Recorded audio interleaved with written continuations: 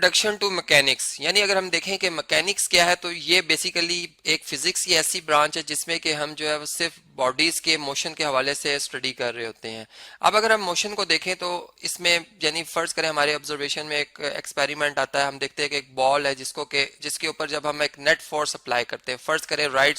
Right side पे मैं इसके ऊपर एक नेट फोर्स अप्लाई करता हूँ 50 न्यूटन की। अब ये अनबैलेंस फोर्स इस बॉडी को मूव कराने में मदद देगी और ये इस तरह से इसकी पोजीशन चेंज होती जाएगी और ये हम कहेंगे जी मोशन जो है वो इसमें प्रोड्यूस हो गया। लेकिन अब क्या होता है कि ये कुछ रफ्तार इसकी आस्ता आस्ता नहीं, कुछ टाइम के बाद धीरे धीरे कम होते होते रुक जाती है। लेकिन अगर हम सिर्फ ये देख रहे हैं कि हमारे पास ये बॉडीज जब इस पे नेट फोर्स अप्लाई और इसके ये मोशन क्रिएट हुआ, फिर इसमें यानी फोर्सेस भी इसके ऊपर अमल दखल हो रही थी और इसका मोशन भी हम स्टडी कर रहे थे, तो ये सारे का सारा मैकेनिक्स में आएगा।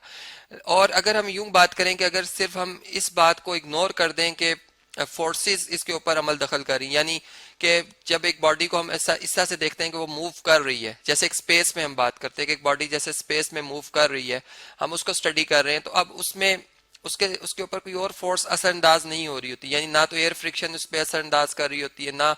उधर कोई ग्रेविटी होती है जो कि एक नेट फोर्स होती है जो जिसकी के डायरेक्शन जो है वो towards the centre of the earth में अगर कह दूं तो उस यानी एक नेट फोर्स जो कि जिसको हम वेट कहते हैं डाउनवर्ड एक्ट कर रहा होता है, ना वो होती है और ना ही सरफेस की आपस में कोई कांटेक्ट फोर्सेस होती है, यानी जिन्हें हम रगड़ वाली जो है वो फ्रिक्शन कहते हैं। तो फिर उस टाइम जो हम स्टडी कर रहे होते हैं सिर्फ और सिर्फ मोशन को जब हम अगर देख रहे हो तो वो जो है वो हमारे पास किनेमेटिक्स में वो स्टडी आती है, जिसमें कि प्योर जो है हम मोशन के और उसकी पोजीशन के हवाले से बात कर रहे होते हैं, तो इसे हम कहते हैं किनेमेटिक्स। और ये बेसिकली अगर देखें तो ये ग्रीक वर्ड है जिसका मतलब किनिमा है,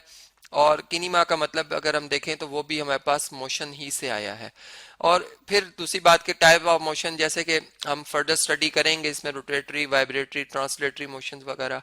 फिर न्यूटन्स के जो इक्वेशंस बनती है मोशन के हवाले से वो हम स्टडी करेंगे। जबकि अब अगर मैं इसी एक्सपेरिमेंट को फिर दोबारा एक दफा आपसे ऐसा एक्सप्लेन करता हूँ, जब हम इस पे नेट फोर्स लगाते हैं और अब हम अपनी ग्रेविटी के अंडर इसको स्टडी कर रहे हो, यानी जब इसके ऊपर फोर्सेस असर कर रही हूँ, तो अब क्या होगा कि वो फोर्सेस जब इस पे असर करेंगे तो जाहिर बात है कि कुछ फोर्सेस ऐसी होंगी, यानी